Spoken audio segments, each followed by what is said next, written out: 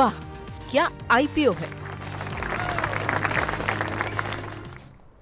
Mahesh sir, एक तो Juniper green energy और उसके साथ साथ फिर मैं आपसे एमवी इलेक्ट्रो सिस्टम्स की भी बात करूंगा। आज इनके ना अलॉटमेंट होने वाले हैं, 6 तारीख को लिस्टिंग्स होनी है इन दोनों की।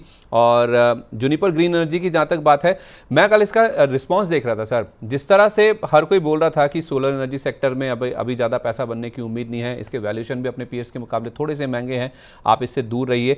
लेकिन 8 गुना के आसपास ये सब्सक्राइब हुआ है सर, और इसका इशू प्राइस 225 रुपये का है। 1800 करोड़ रुपए की रकम जुटाई, पूरी तरह से ये फ्रेश इशू था। और ग्रे मार्केट में भी आप देखिए 1, 1.5, 2 रुपए के आसपास का प्रीमियम था। लेकिन कल अगर आप देखेंगे सर, जो इशू बंद हुआ है उसके बाद जिस तरह का रिस्पांस मिला है, एकाएक इनका जो आईपीओ का जो ग्रे मार्केट प्रीमियम है वो बढ़कर 10 रुपए पर पहुंच गया, यानी कि 225 रुपए वाला ये 235 रुपए के आसपास लिस्ट हो सकता है। और स्पेशली सर क्यूआईबी का पोर्शन, ये इसने सबसे ज़्यादा सरप्राइज किया है। 25 गुना के आसपास की बोलियां यहां देखने को मिली है। ये पोर्टफोलियो में रखने वाला शेयर है क्या, जिस वजह से क्यूआईबी ने इतना सब्सक्राइब किया है? नहीं, ऐसा कोई अट्रैक्टिवनेस इतनी कोई अट्रैक्टिवनेस है नहीं आईपीओ में। और हम्म। 2-5% के गेन अगर आईपीओ में अगर अपने को देखने को मिल रहे हैं, तो मेरे हिसाब से वो टाइप के आईपीओ में कोई पैसा बनने की उम्मीद अभी फिलहाल नहीं दिखाई दे रही है। बट यही है कि एक सेक्टर स्पेसिफिक देखेंगे तो लंबी अवधि में थोड़ा बहुत यहाँ पे चार्म अपने को देखने को मिल सकता है। वही है, लास्ट के टाइम में थोड़ा सा क्यूएबी के अंदर सब्सक्रिप्शन ज्यादा आ गया, तो फिर ठीक है। आप हम्म। रिटेल देखो, रिटेल का इंटरेस्ट वहां पे भी बिलो पूरा सब्सक्राइब भी नहीं हुआ है हम्म। यहाँ पे लंबी अवधि के हिसाब से, क्योंकि ये शायद मेरे हिसाब से रीपेमेंट करेंगे और डेट का भी, तो थोड़ा बिजनेस एक्सपेंशन के लिए भी करेंगे, तो हम्म। इतना बुरा भी नहीं है तो इतना खराब भी नहीं है। बट इमीडिएट आपको अच्छे गेन, आईपीओ एक्चुअली उसके लिए लगाए जाते हैं जहाँ पे 10, 15, 20% इमीडिएट गेन अपने को देखने को मिले, उतना अट्रैक्टिवनेस रहता है। तब हम्म। जाके आईपीओ के अंदर एक अच्छा मोमेंटम या एक अच्छा ध्यान रहता है। ये टाइप के अंदर 2-5% के लिए अगर आईपीओ अप्लाई करना है उतना, तो मार्केट के अंदर मोमेंटम लोग निकाल लेते हैं। तो उसके कारण से ये टाइप के आईपीओ में ज्यादा कुछ अट्रैक्टिवनेस नहीं है। बट ये है कि थोड़ा ग्रे मार्केट में है, थोड़ा ये सेक्टर स्पेसिफिक ध्यान जो है वो हम्म। है। बट यही है कि हमारा तो स्पेसिफिक ये रहता है कि मिनिमम अगर आपको 10-15% मिले, उतना चांस हो, तो फिर हम्म। आईपीओ के अंदर रिस्क लेना चाहिए। क्योंकि ओवर ए नाइट 3, 4, 5 दिन के अंदर अगर कोई बड़ा पैसा लगाता है और ओवर ए नाइट कोई नेगेटिव न्यूज आती है, तो उसको भी डाइजेस्ट करने की क्षमता होनी चाहिए। तो वो तो ध्यान रखें, क्योंकि नॉर्मल मार्केट में नेगेटिव न्यूज आएगी तो आप इमीडिएट उसमें एक्शन ले सकते हैं। इन टाइप के अंदर आप इमीडिएट एक्शन नहीं ले सकते, इसके लिए टेबल पे कुछ होना जरूरी रहता है। तो वो सर हिसाब उसके से इसके हिसाब से अगर लिस्टिंग गेन मिलता है जैसा इंडिकेट कर रहा है ग्रे मार्केट का, तो लेकर निकल जाना चाहिए। लिस्टिंग पर क्या रणनीति होनी चाहिए? नहीं, लिस्टिंग गेन के देखो, दो दो नजरिए हैं। अगर आपने लिस्टिंग गेन के लिए अप्लाई किया था तो लिस्टिंग का 945 पे सौदा डाल के और उसको जो भी है लिया दिया उधर ही खत्म हो जाएगा। अब उसके बाद में अगर आप सोचते हो, मोह रखते हो, तो फिर आपको आपका लॉन्गर टर्म है, तो लॉन्गर टर्म में तो 12 महीने के बाद में ही सोचो। तो वो टाइप का 1-2 क्वार्टर नंबर देखो तो आपको क्लियर पिक्चर आएगी।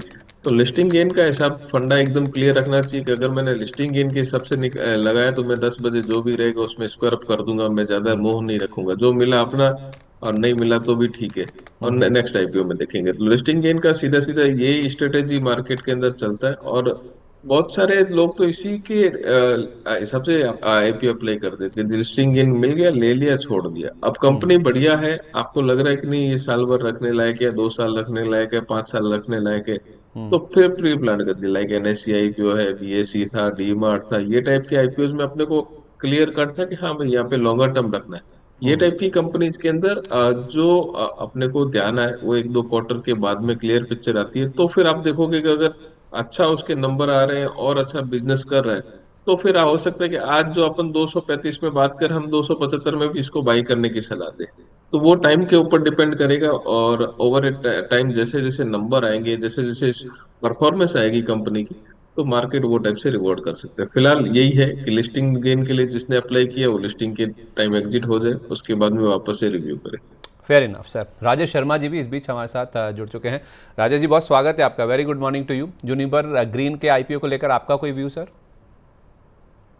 बहुत बहुत धन्यवाद। नमस्कार संदीप जी, और नमस्कार महेश जी, सभी दर्शकों को। देखिए, आईपीओ की हमने पहले ही बात की थी, मैंने इसको ज्यादा स्टडी किया नहीं, और मुझे लग भी नहीं रहा कि ज्यादा स्टडी वाले ऐसे आईपीओ हैं जहाँ पे बड़ी लिस्टिंग गेन हो सकती है। तो महेश जी ने बहुत अच्छे से समझा दिया है। अगर आपने लगाया है 5-7% का रिटर्न मिल जाता है, तो आप ले लीजिए। हमने एसबीआई वेल्थ मैनेजमेंट में देखा कि इतना हाइक था पर कुछ नहीं हुआ। तो अभी ऐसा वो समय है नहीं कि जहां बहुत बड़े बड़े लिस्टिंग गेन अपने को मिलेंगे, और ऐसी कोई कंपनी में ग्रीन है सर, जिसके आगे ग्रीन लग जाता है, जिसके आगे एनर्जी लग जाता है, वो लोग एक बार थोड़े से उसके पीछे भागने लगते हैं, लेकिन सब हालात सबके खराब हो चुके हैं। तो मैं तो फिलहाल अवॉइड करूंगा, लिस्टिंग हो जाने दीजिए, लोअर लेवल पे मिलेंगे। मैं तो कहता हूँ कि 3 महीने वेट करो, पहले क्वार्टर के रिजल्ट चेक करो, अगर उसमें कुछ परफॉर्मेंस दिखती है तभी करना चाहिए। और संदीप भाई, एक कॉल है, अगर आप कहें तो मैं पहले पे वो दे दूं, उसके बाद फिर हम बात में चर्चा को आगे रख सकते हैं। ठीक है सर, बोलिए। कैमलिन फाइन में एक मोमेंटम बनता हुआ दिख रहा है, 133 के आसपास चल रहा है, 124 का स्टॉप लॉस लगाएंगे, टारगेट रखेंगे 145। 145 का टारगेट, 124 का स्टॉप लॉस। कैमलिन फाइन को कितने समय के लिए लेना है सर? सर मोमेंटम बनना शुरू हुआ है, अगर ये मोमेंटम कैरी करता है तो 1 से 2 दिन में भी आ सकता है, और इंट्राडे में भी मार सकता है, इस काउंटर में इतनी तो सलाहियत है। ठीक है, तो 133 के आसपास है, अभी मोमेंटम में है ये स्टॉक। 124 का स्टॉप लॉस रखें, 145 तक ये स्टॉक आजकल में ही आपको जाता हुआ नजर आ सकता है। Mahesh sir, MV Electro Systems ये अगला नाम है, ये भी सेम जूनिपर ग्रीन की तरह ही आज अलॉटमेंट होना है, 6 तारीख को लिस्टिंग होनी है। लेकिन इस आईपीओ में काफ़ी दमखम नजर आ रहा है, ग्रे मार्केट काफ़ी उत्साहित है इस आईपीओ को लेकर। 100 रुपये का प्रीमियम है सर, 525 रुपये पर 425 वाला लिस्ट हो सकता है। यहाँ पर 23-23% के आसपास का पैसा बनेगा।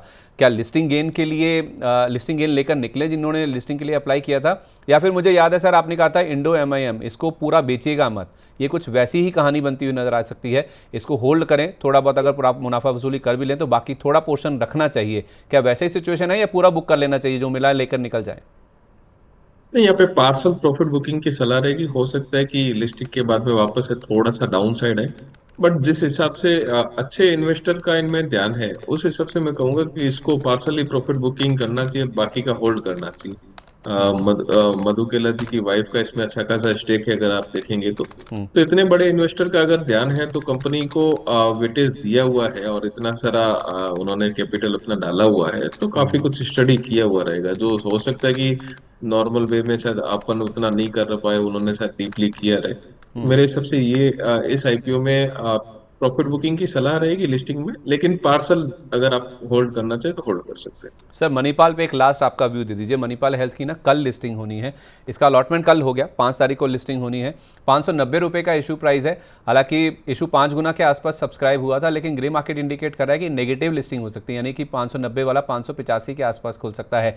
अगर ऐसा हुआ जैसा ग्रे मार्केट इंडिकेट कर रहा है तो क्या राय होनी चाहिए सर, कैसे इसको अप्रोच करें?